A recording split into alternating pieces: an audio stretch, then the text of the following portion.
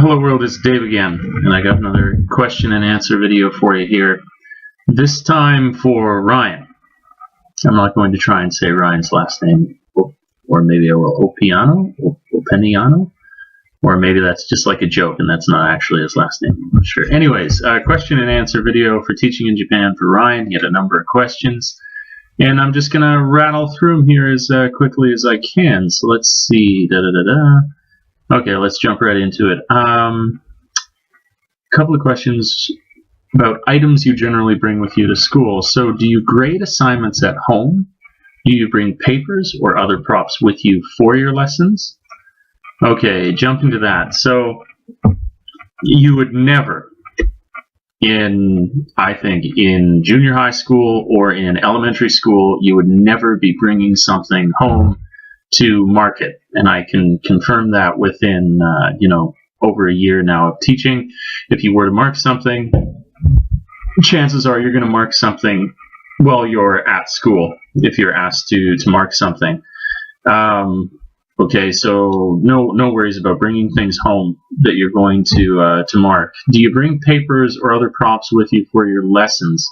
So the type of lessons that you have, usually you would leave all your props and everything. I mean, you're given a desk at school, and any props that you make, you would just leave in that desk. And so it's not often when you've made a prop that you would ever take it home. You would just leave it at your desk for future use, and you got lots of file space and everything like that for any of the lessons that you might be teaching. So not likely that you would be carting that back and forth from the school. And Ryan asks here about, and what about lunch? I understand that you're required to eat lunch with the students. Do you bring your own lunch, or do you eat at a cafeteria? So the answer to that question, so you can choose the way that school lunch works for junior high school, for elementary school. Not sure about high school, but I imagine it'd probably be similar. Is every day there is a school lunch that is prepared by, I have named her the tea lady because she also gives everybody tea. She brings the lunches into the office, gets them all set up, and then distributes them out around the office. The kids do something incredibly cute, especially in elementary school, where they get on these little white jackets and stuff, and they serve all their students. In junior high school, they don't have the little white jackets, but they do serve each other and like set up lunch for each other. It's a real communal activity. So lunch is at the school. Lunch is prepared by the woman there, or the kids in the classroom.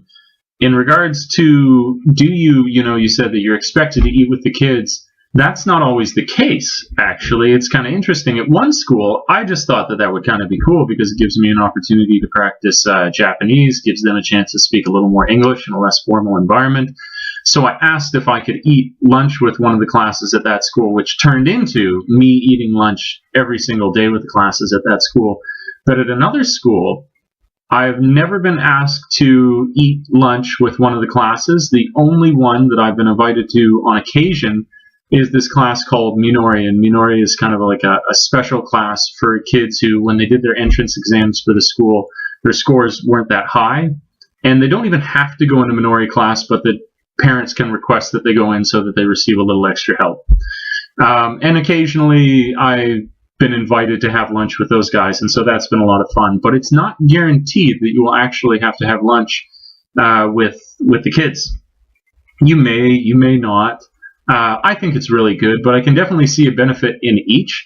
Sometimes you're tired, you've had a really long day, and then, the act of having lunch with the kids feels like another effort where you might just want to like sit at your desk, be left alone, so you could eat your lunch. But I don't mind it. I get the mix, like I say. At the one school, I eat lunch with them all the time. Sometimes they forget to call me up to the class, and so I do get those occasional days where I don't have to.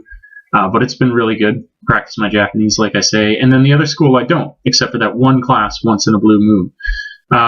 And the cost, I should mention, the cost of the lunch is like $2.50 a day. And so it's real bang for your buck. You're going to save a ton of money if you go with the school lunch. It's really nutritious, something I do because I got a lot of weight goals and fitness goals, is that they give you a sheet each month which has all the calories, all the fat, all the protein, all the salt. Yeah, I think that's it. It's got calories, protein, fat, salt, and it gives you a breakdown. And when you start to read a little bit more Japanese, you can actually read what it is you'll be eating that day. And I keep that posted in my house. I use this program online. It's quite popular now called My Fitness Pal, and then I can create my own foods and track all my calories. And because I have that from the school, I can keep everything very, very accurate. So it's useful. But that's the cost. Those are the circumstances that you would eat in. So unless you say specifically that you want to bring your own lunch, those are kind of the circumstances surrounding it. Let's see. What about lunch? Eating lunch, do you bring your own lunch? Eat a cafeteria. The reason, and when you're eating, it's in a classroom. There isn't a cafeteria, at least in the couple of schools that I work at. It's just classrooms or the office. Okay. The reason is you're looking to buy a bag briefcase and you're trying to get a sense of what kind of size it is that you would need. Makes practical sense. The one bag that I always bring to school has just been, I like to write when I'm at school in my free time. I'm writing a book, and I just have one of these computer bags that I can bring my computer in, and then it's got other folders that I would be able to put things like the textbooks for that day, and you might have like a separate little file thing that you keep all your travel information and stuff like that. You don't need a terribly large bag, kind of a standard issue, like side bag that you would use for a computer or something. It's going to be more than enough, so you don't need like a big duffel bag or something like that. Although, the one other circumstance that you might want something like that is, say in an elementary school, although you could participate in a junior high school, but it's, I think, more readily available in a junior high school, that you might be able to participate in sports activities or be invited to, and then it would benefit you to have a slightly larger bag. But that's a gray area, because it's hard to know whether you're going to be in a junior high school or if you're going to be in an elementary school. You might just have to cross that road when you get to it. And you can always buy a cheap bag. There's a kind of a Walmart equivalent over here called Mega Donkey or Don Quixote. And you can grab cheap bags from there if you discover that you want to do sports with the kids and that you need to bring gym clothes and stuff like that to the school. So that's all that. Now, last question. How hard was it to find a gym in Japan, and how do they differ from gyms in your home country? This is a great question, because this is something that really mattered to me. I really like going to the gym, something I pursue. And I was concerned about that when I came over here, and I think I was concerned with good reason, I gotta say, because gyms here aren't quite the same. Now, I should add a little pretext to that, in that I live in a rural area out in the countryside, whereas if you were placed in any kind of major city, Japan's, ahead of the curve in all other ways, and so they're likely, I would say, without having even gone to them, I can feel like in a larger city, you would have gyms. You can find them.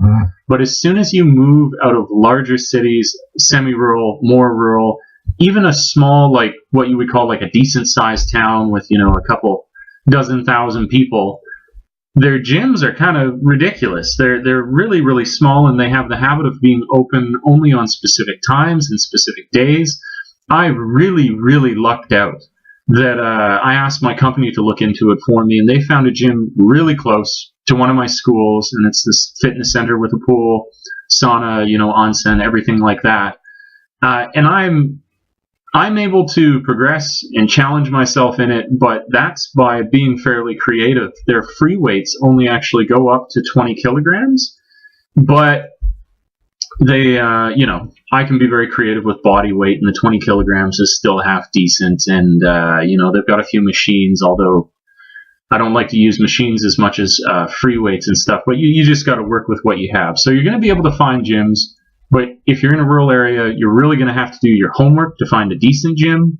I think if you were in, like I say, a larger city, it won't so much be a problem whatsoever. But yeah, definitely be aware of that when you're in a smaller area, that the task of finding a gym isn't just like, they're all over the place. I was really took for granted when I was living in Vancouver. Like, we got this beautiful new YMCA downtown in Vancouver that's amazing.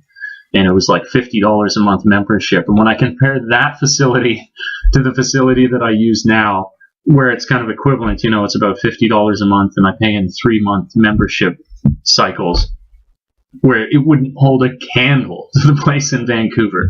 But it's just a different approach to fitness here and gyms. They seem to, like, they appreciate fitness and everything, but maybe more with classes or a pool or things like that. Also, I think the biggest detail that I'm kind of skirting around here is the whole, I'm out in the countryside, and so it was going to be harder to find a gym. What's interesting as a final point there is that the best one, the one that I go to, is actually a little bit out of the way compared to the ones we've checked out that are in the town over, a pretty big town, and they're not as good. They're not as good, and they're open, like I said, at specific times and everything like that. So you're going to want to do some research, maybe even ahead of time, or like as soon as you know your contract, get your company like asking around, asking the school, asking anyone where a good gym is for you to be able to use. So that's that. You got some, you got questions, I got answers. I hope that helps, Ryan. And if you have any other questions, maybe you realize something as you're watching this video, you can fire me another email. For anybody else checking this out, if you have questions not included within my talk here, then send me an email. I'll make a video about it. Or, like, I've received a couple emails recently where they're just small questions. I'll just write you back a quick email. So, you don't have to watch like 3 minutes of me answering one question or something like that. But yeah, if you enjoy this, please do like, subscribe, share, all that good stuff you've heard 1,000 times before, because I'll be making more content and all the other types of content that I create on my channel. So, like I like to say, thanks for tripping with Dave. And until we meet again next time, world, ciao for now. Peace.